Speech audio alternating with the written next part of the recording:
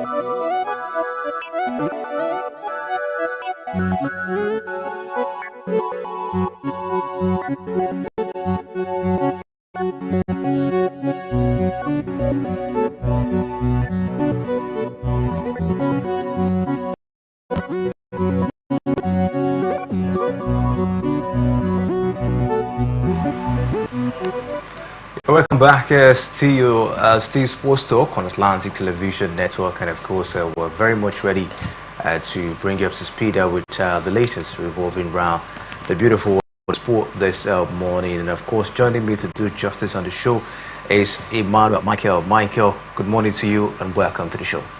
Yeah, good morning to you, Kingsley, and good morning to our viewers out there. All right, let's quickly take a look at the latest coming from wrestling this morning as the African representative at the International Ministry Council Wrestling Sport Committee, Lieutenant Colonel Timipri Oko, has expressed joy over the arrival of Iranian coaches who will educate wrestlers. Coaches, among others, to Dar es Salaam, Tanzania. And of course, Michael, this of course will be a weapon development, seeing the fact that of course these men will be coming in to strengthen our wrestlers as well as coaches as well. Yeah, for me, I think it's a very nice initiative to have the Iranians, coming up to add, to the African wrestling, improvement so far. And I think it's going to be a nice one if we can maximize this opportunity, talking about African countries, and also ensure that at least our coaches are well equipped with the latest skills, with the latest knowledge of wrestling. I think it's going to go a whole long way to, help us. But one thing that you can't take away is about the, collaboration between the Iranian, authority and African, countries as well in their bid to also improve, wrestling right here.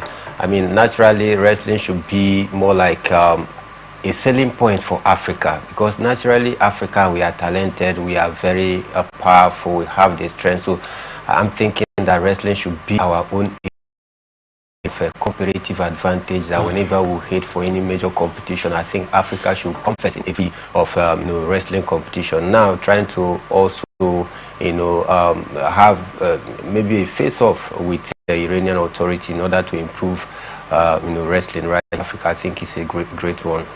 Welcome development, of course. It is Colonel Oko in a statement appreciated the Iranian government for the efforts, to contribute to the development of wrestling in Africa by covering the coaches' allowances in the number of weeks they will be in Tanzania and their return flight ticket. Lieutenant Colonel Timipri Oko concluded by expressing appreciation to the Tanzanian government for accepting the responsibility to develop wrestling in Tanzania. All right, let's quickly stay away from that. Emma Kano continues to struggle. Of course, this time she suffered a disappointing defeat at number 101, Cristina Boska of Spain in the opening round of the Singapore Open. The 32-year-old was playing for the first time since her 6-1, 6-love third round loss to Iga Swiatek of the Australian Open and the news. And of course, this of course not a very good one at this point in time. We understand, she parted ways, of course, with her coach, talking about Cavade. And now the struggle still continues, of course, for Emma Raducanu. Michael, what do you make of this one? Emma Raducanu, is she ever going to bounce back, to that top form? I think that is a very big question for me. Emma Raducanu having, be changing coach frequently here and there, so I think that also has not really helped her although this time around it may not be her own fault because you know, her coach want to prioritize you know, the health, and that is why, you know, they decide to go separate ways. But then you take a look at the disappointing outing of Emma Raducanu in this year's and they just concluded the Australian Open. You thought maybe, she was not going to go back and work on some of her lapses and, you know, come back very strong in this very tournament. But then it looked as though, I mean, everything has not been the same again for Emma Raducanu, and I doubt if she actually going to hit her prime once again, though you may still say that she has age on her side, but from the way it is going, it is not looking likely that there is going to be an improvement, you know, for me. So I think Emma Raducanu need to just go back and work hard, try to, you know, get some clips, try to find strength in somewhere. There are some persons that always take pleasure in watching the clips of their, you know, admirers, more like some players that have made their mark. You know, you see them as maybe your role model. You go take their clip, get to watch their clips over and over again. I think she may be able to draw strength from there and try to see if she can be able to bounce back to, you know, that high reckoning that we saw of her. Because if you ask me, does she has the potential? Of course she has, but then if you have the potential without you nurturing that potential, it will be dormant in you. Cannot see that great potential in you if you don't work hard. And I think Emma Raducanu, it's time for her to work hard and see if she can be able to unearth the potential that is in her. You know, you are yourself what has really sink the potential, because at 2021 we saw the potential, you know, where she actually, you know, put up a very impressive performance to win the US Open. But how has the potential gone down? Why has it gone down? What has really been the problem? Is it the issue of, you know, changing coaches? But at this point in time, do you see coach to be that, you know, source of motivation or bringing back Emma Raducanu, you know, to that top form once again? Yes, of course. For me, I think getting a very good coach and a reliable coach will be a source of motivation, because those coaches is going to give you the pep talk that you need. They are going to tell you some experiences on how they've been able to work with other players even at their downtime, yet they're able to bounce back. So getting a reliable Is that why coach. she has been changing to know the one that will be good enough? No. And of course, if she has been changing, 2022, she wants Emma Raducanu that we are yet to know the reason why she's been changing coaches every now and then. Maybe in some years to come, we'll get to understand some of these things. You know, there are some things that are done behind closed doors that you don't get to see. It's only after some years before you begin to hear some news that this is the reason why she was changing coach and all of that. And for me, I think that it's not really helping her career at all. Inconsistent Emma Raducanu, of course, continue to struggle in tennis. We hope, of course, you know, she bounce back one day. All right, let's take a look at, you know, cycling this moment at the German track. And field cycling team has been involved in a serious accident during a training section in Mallorca. 6 riders are in hospital, according to the German Cycling Federation. Although none of the athletes suffered life-threatening injuries, there were numerous fractures resulting in a long break from training and competition for some of the drugs. I reported the island, you know, news coming from that particular one. Meanwhile, for the riders, Benjamin Booz and Bruno Kessler were on German's team for the 400 meters team pursuit race at the World Cup in Bella Brockdown. Let's talk boxing this morning, as British heavyweight Gillian White is targeting a trilogy fight with Anthony Joshua as he vows to retire his bitter rival. The heavyweight duo first clashed on the amateur circuit 16 years ago, as the body snatcher claimed a point victory over novice Joshua, who hadn't long had his fourth contest when the pair met.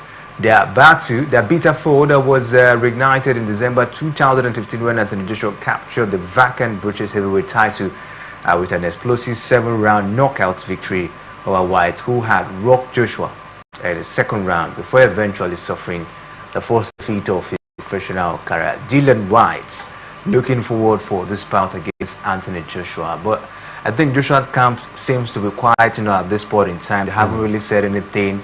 I think he was actually aiming at, you know, that, you know, about I think Daniel Dubois, but we haven't really heard much, at this point in time. What do you make of it? Dillian White looking forward to get into the ring with Anthony Joshua.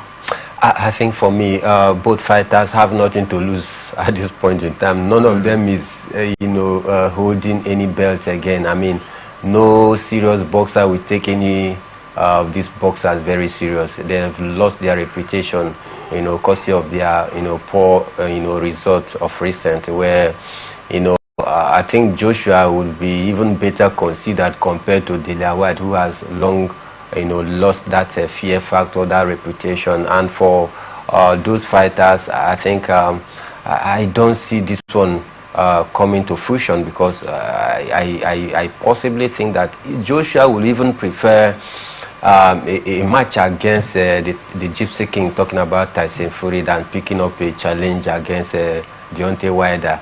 And of course, most of the British, boxing followers, they will even prefer a bout between Tyson Fury and Anthony Joshua, not Dillian White. I mean, I know that Dillian White is just trying to get the headline, try to hug the media and romance the media to get back to reckoning, because it's been a while we did not hear from him.